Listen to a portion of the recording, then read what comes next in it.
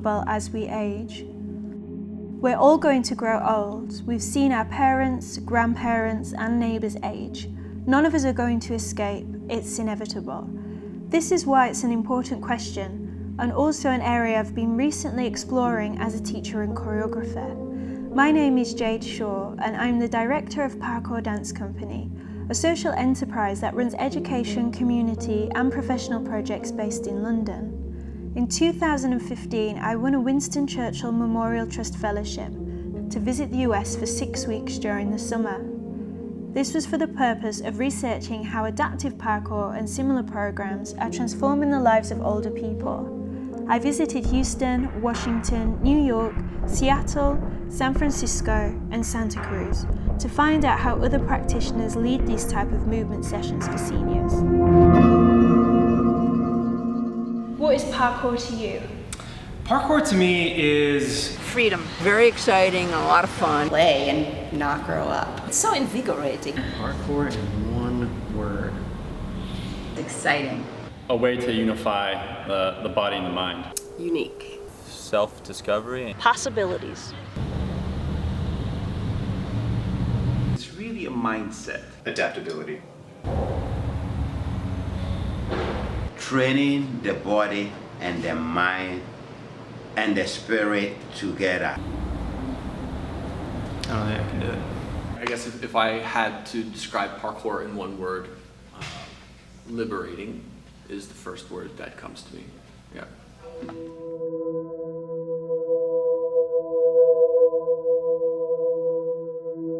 I launched Forever Young in 2013, a course that blends dance, low-impact parkour, and mindfulness in order to promote better health, fitness, and well-being for senior citizens.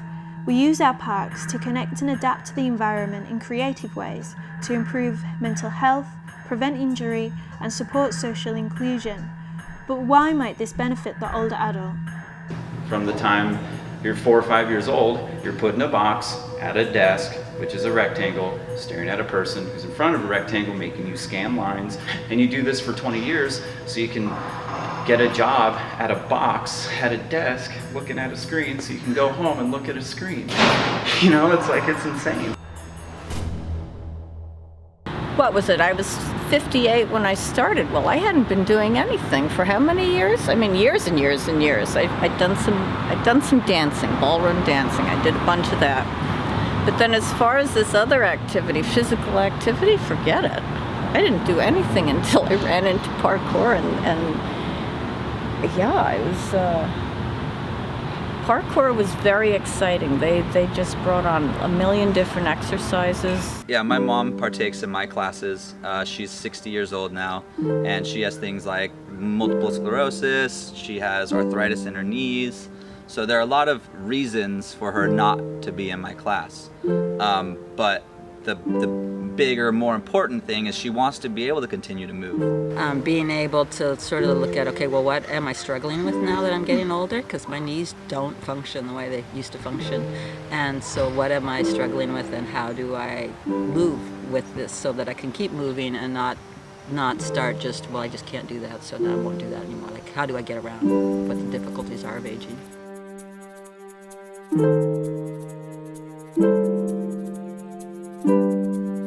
Okay, and what this is going to do is when you pull yourself under, it's going to make you twist. So I'm going to go here, I put my weight on my foot, and spin underneath the bar. Okay? And then you can either go down this way, or go down this way, back into it.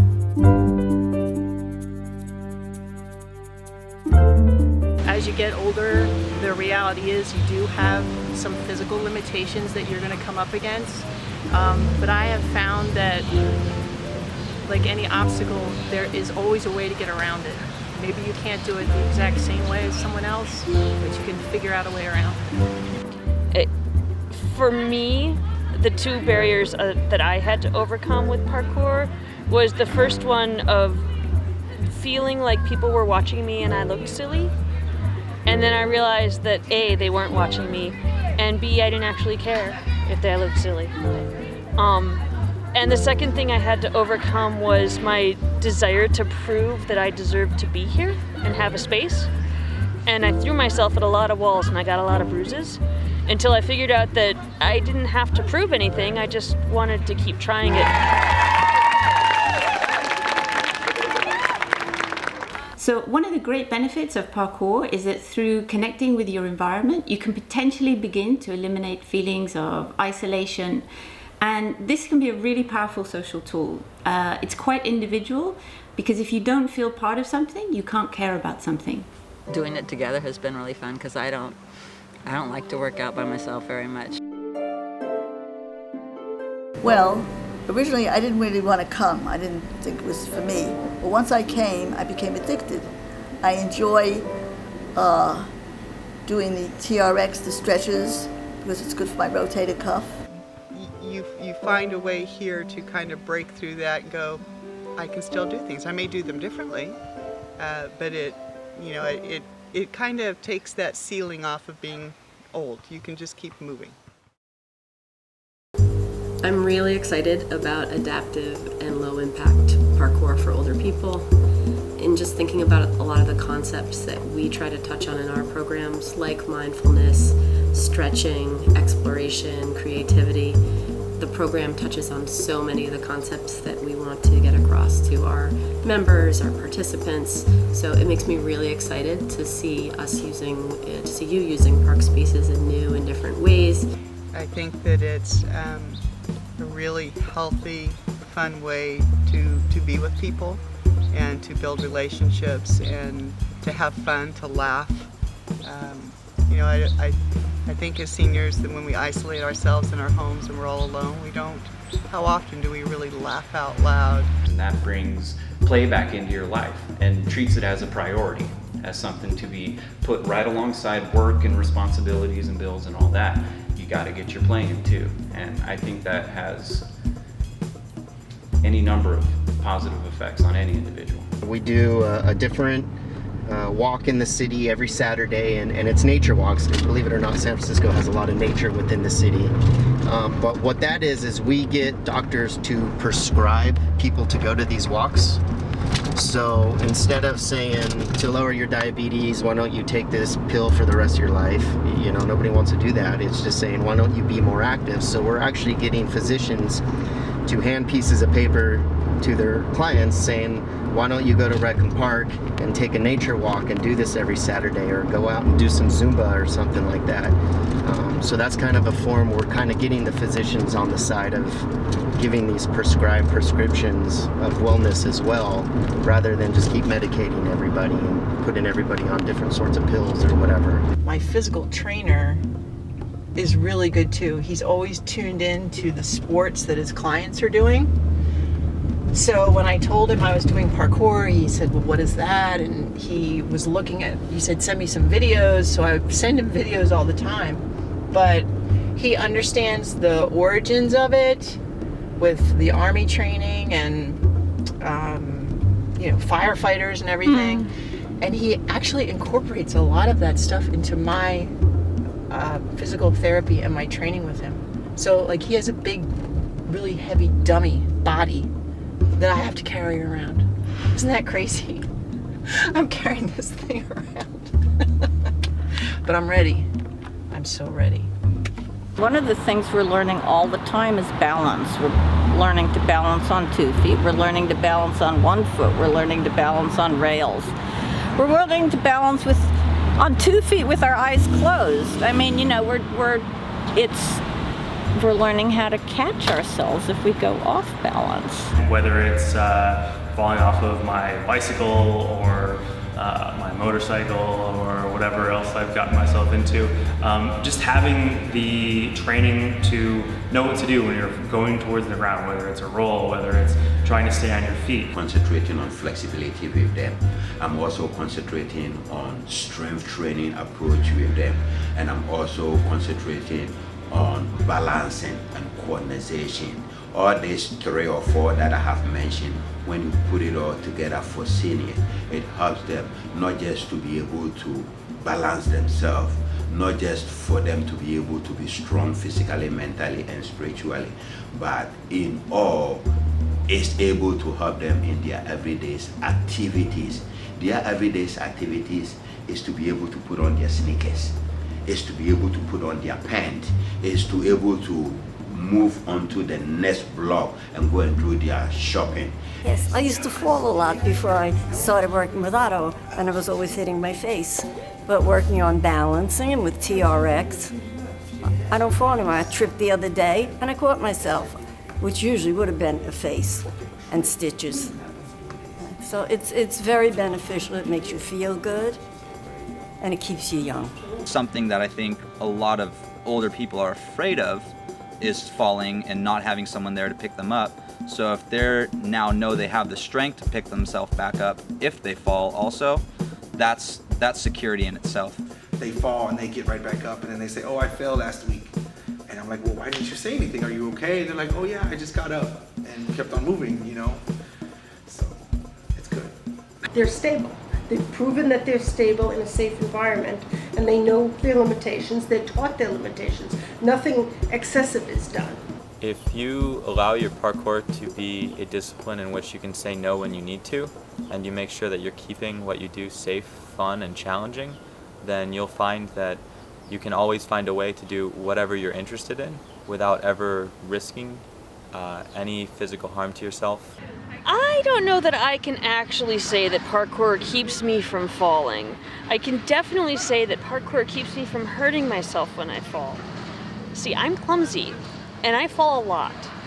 But if I know which direction I seem to be headed and I can respond to that and react to it by, vaulting or rolling or something instead of just going kerplop on my butt, then I have succeeded in preventing the injury, if not the fall. I have a student that is a paraplegic, only has one leg, and after her accident she felt like she wasn't able to do a lot of activities anymore. She was big in hiking before, backpacking and things like that, and through my classes, through teaching parkour to this group of people, she's kind of overcome those fears and realized that she's going to be every bit as capable as she was before. For me, I lost my leg in a motorcycle accident 3 years ago. And so for me, it really is figuring out what can I do? What do I need to do differently? And not being limited, because many people that are amputees feel very limited in what they can do. Just a light bulb went off and said I need to start introducing more amputees to parkour and movement and started there, and it's been a good trip so far. So me and Jeff met, we had lunch, and it was no brainer. It was like, Jeff's like, hey, this is what I do. Like, hey, this is what we do. This is why we do what we do. And it was just kind of like, it just worked. And it was a really cool way to take what we were already doing to just reach a lot more people. And hopefully we can take that to also bring awareness to other caregivers and occupational and physical therapists and people working in prosthesis business. Several of us have or are seeing physical therapists, and the physical therapist is all saying, keep doing that. Yeah. It's really helping. Alongside fall prevention, I was intrigued to find out how parkour might have been supporting social inclusion. With loneliness being endemic in half of those aged over 75, I wondered how it might connect people to others in their environment. This is because within the discipline, there's a real focus on team spirit and group camaraderie. The founders say, we start together, we finish together. I'll tell you, I'm actually a breast cancer survivor. I got it, I'm just 6 months out of treatment now, and my gym community was amazing, supporting me as I recovered from that. And it's very strange, but I kind of feel like if I hadn't been training, I was more physically and mentally able to handle the stresses of that when I was diagnosed. And I've been able to bounce back from it, I think, much better because of that. Parkour has the potential to be very transformative in terms of your relationship with a certain space in the environment and how you feel within it. So by engaging in the act of parkour, a space which has connotations of fear, isolation and danger can be turned into an environment of play, empowerment, exploration and joy. The potential is all there if you engage with it. using park infrastructure, which is something we pay a lot of attention to here at parks, making sure our parks are well designed for certain purposes, but it's kind of exciting to explore new ways to use those parks. I think parkour can help people connect to their environment by literally having them touch their environment. It's a thing we do in class where we're doing a touch warm-up. We explore the space, see what stuff feels like. Is it okay to lean on this thing? So that's as far as objects go. It feels better. I'm using groups of muscles. Working out at the spa just doesn't do the same thing. Parkour to me is reconnecting with my childhood and being able to play and move my body in ways that as an adult I just haven't done for a really long time. When I showed some pictures to my son, he goes, "Mom, you're playing," and and I think that really captures it, and it just feels good. Parkour is about the individual and what they can do now versus what they can do to improve. And everyone can go from where they are to a little bit better. The thing I enjoy most is realizing that I'm not here to do everything that I'm shown. I'm here to do a little bit more than I tried last time. People who saw me come in here, I was a total physical wreck. I walked in, hunched over with a cane, and 25 pounds heavier. Realizing just how many things in life I don't try because I don't think I can, as opposed to figuring out steps that I can try on the way to trying the big thing. And it's helping me break down other giant dreams, hopes, wishes, whatever, into small steps that I can try. Parkour has helped me mentally by being for me a moving meditation, for helping me learn to be present in the moment, and this has helped with relationships, talking to people, making choices in day-to-day life, interacting with the world, and being here and now instead of being what I'm going to do later or what I did yesterday. I almost see it as a way for me to, as a mother of a child who's younger than the average parkour person, get an idea of where she's headed to and talk to people who are sort of in between our generations and get a sense of larger things. And it's not just about me moving once a week, it's about me meeting new people and talking. Just seeing the world that way is incredibly valuable, and I think that being outside, I've met tons of people outside in the park. I think social engagement happens in parks. People are looking to interact.